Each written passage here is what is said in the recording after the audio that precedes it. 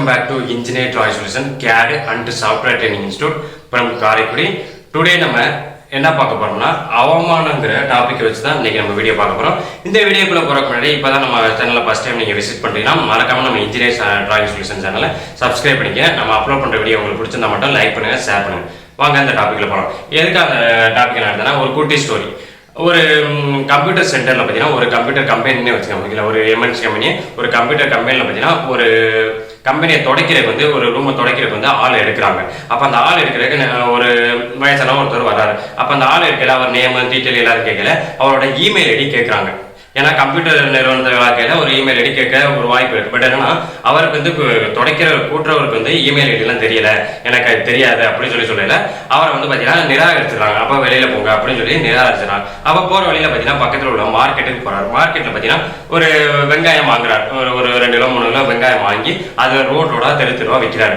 அது அப்படியே விற்கல, அதில் வர்ற லாபத்தை வச்சு அதை அப்படியே ஒரு கண்டினியூ பண்ணி ஒரு வெங்காய வியாபாரியா அவர் மாறிடுறாரு. அப்போ அந்த வெங்காய வியாபாரியா மாறையில அவருக்கு வர்ற அமௌண்ட் எல்லாம் பார்த்தீங்கன்னா ஒரு அக்கௌண்ட்ல போடுறதுக்காக ஒரு பேங்க் மேனேஜர் இல்லைன்னா பேங்க் ஊழியர் வந்து கேட்கிறாரு. அவரை பார்க்க அந்த பேங்க் ஊழியர் வர்றாரு. அப்போ அந்த பேங்க் ஊழியர் வரையில அவர் வந்து பார்த்தீங்கன்னா அவரோட இமெயில் ஐடியை கேட்கிறாரு. இமெயில் ஐடி கேட்கல, அதெல்லாம் எனக்கு தெரியாது, எனக்கு அது இல்லை அப்படின்னு சொல்லல. அப்போ அந்த பேங்க் ஊழியர் சொல்றாரு, இது இப்போ இமெயில் ஐடி தெரியாமலே இவ்வளோ பெரிய இடத்துக்கு வந்த நீங்கள் இமெயில் ஐடி தெரிஞ்சிருந்தா என்ன பண்ணியிருப்பீங்க, எவ்வளோ பெரிய இடத்துல இருந்திருப்பீங்க அப்படின்னு சொல்லி கேட்குறேன்.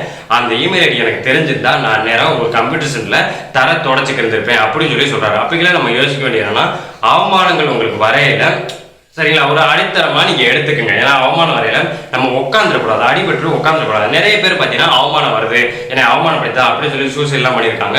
நிறைய பேர் பார்த்தீங்கன்னா வெளியில வராமலே இருந்திருக்காங்க. அப்போ அது ஒரு அவமானமா நினைச்சுக்கலாம். அந்த அவமானத்தை நம்ம ஒரு அடித்தரமா எடுத்துக்கிட்டு வரணும். நம்ம யார் அவமானப்படுத்துறாங்களோ அவங்களுக்கு முன்னாடி நம்ம வாழ்ந்து காட்டணும்.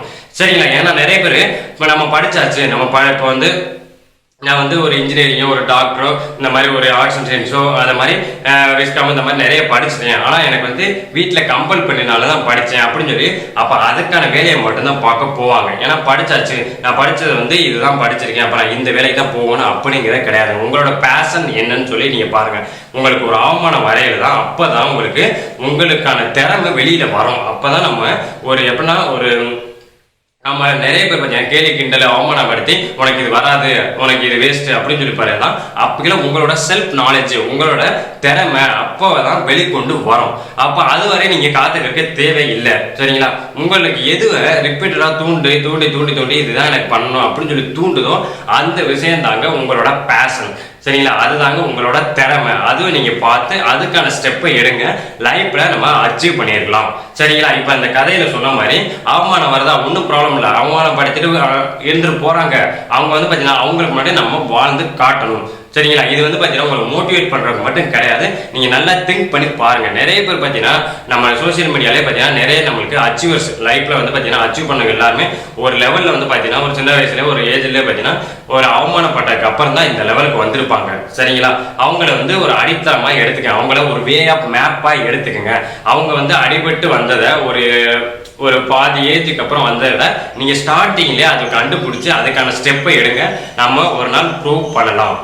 சரிங்களா, இதுதான் இந்த கதையை பற்றி சொல்லியிருப்பேன். ஓகே, இந்த வீடியோ உங்களுக்கு பிடிச்சிருந்தா மட்டும் லைக் பண்ணுங்க, ஷேர் பண்ணுங்க, உங்க ஃப்ரெண்ட்ஸுக்கு வந்து ரெஃபர் பண்ணுங்க. இப்போதான் நம்ம சேனலை பார்க்குறீங்கன்னா நம்ம இன்ஜினியர் டிராயிங் சொல்யூஷன் சேனலை சப்ஸ்கிரைப் பண்ணிக்கங்க. பிடிச்சிருந்தா மட்டும் சப்ஸ்கிரைப் பண்ணிக்கங்க. தேங்க்ஸ் ஃபார் வாட்சிங்.